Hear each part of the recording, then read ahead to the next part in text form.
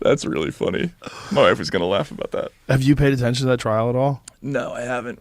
I What's am happening? fucking fascinated by it. Yeah. Like, I am fascinated by charlatans. I'm fascinated by people who pull the wool over incredibly rich people's eyes and hoodwink them by. She fit this perfect narrative that they were looking for. This billionaire genius woman who's the boss lady of this company that's going to do groundbreaking new work on blood testing, and it's going to revolutionize the industry and help everyone. And she had this fake voice, and I'm so fascinated by her. I'm so fascinated by the story. Yeah, it is a great story. I love con man stories. In fact, that's one of the reasons why I spent so many years covering the financial crisis. Also, some of your best work. My favorite book growing up was about a con man. It was this book called Dead Souls by a Russian writer named Gogol. And it's about a guy who basically buys a bunch of dead serfs and mortgages them because there was a loophole in Russian law back then. Like the census was so slow that if you bought the equivalent of a slave, the state bureaucracy wouldn't know that person was dead yet. So you could go to a bank and mortgage your slaves and get cash for them, essentially, right? So the guy went around just sort of buying dead slaves. But the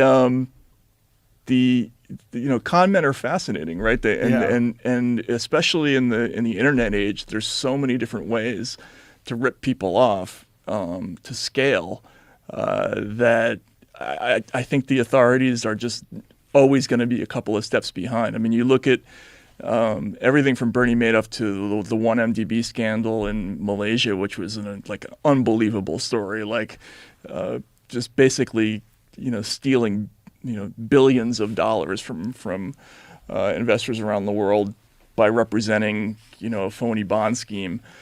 It's just incredibly easy to do. All you need to do is have the appearance of respectability and have a bunch of people who are respectable that have already bought into it. Exactly. That's the Bernie Madoff thing, right? Right.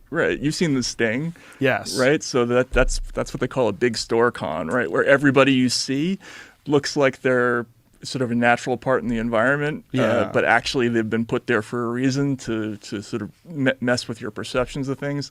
And that's what happened with the Theranos, with 1MDB, with the subprime mortgage scandals. Everybody looked like they were on the up and up, but actually they were all in on it. And there's just a lot of really interesting ways to rip people off in this environment.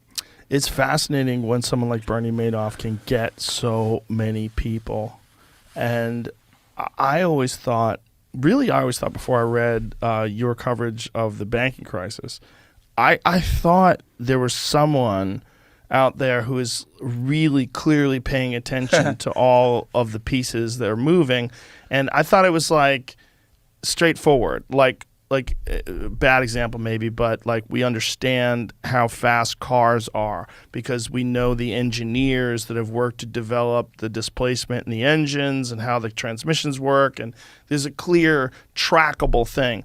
You can't just come out with a car and say this car goes 0 to 60 in 1/10 of a second and everyone's like, what are you talking about? Where's this how is this being made? And this new technology that no one's ever seen before. None of that exists. We have new tires, and it works on gravity propulsion systems. It doesn't even have anything to do with engines. It would be trackable, right? Like an engine is trackable. I thought finances were trackable. You think it's funny? Well, you think it's funny because you had to do a lot of research. I did, yeah. So pull that microphone in front of you a little more. Sorry. No worries. So Madoff was part of what he was doing was he was operating on people's belief in a non-existent regulatory scheme.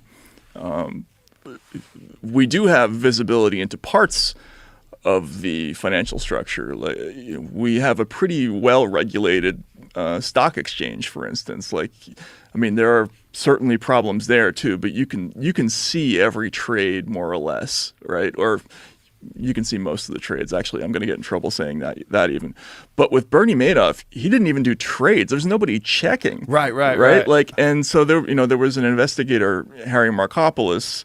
There was a guy sort of independently kind of figured out that there was something wrong with the situation, and all Madoff was doing is this is a classic old school Ponzi scheme. You guarantee a certain amount of returns. Some people give you some money up front.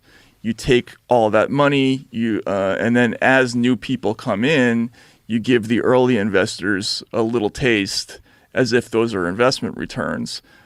Actually, all it is just one big fungible pile of money, and there's no investment, there's no nothing. It's just a con, right?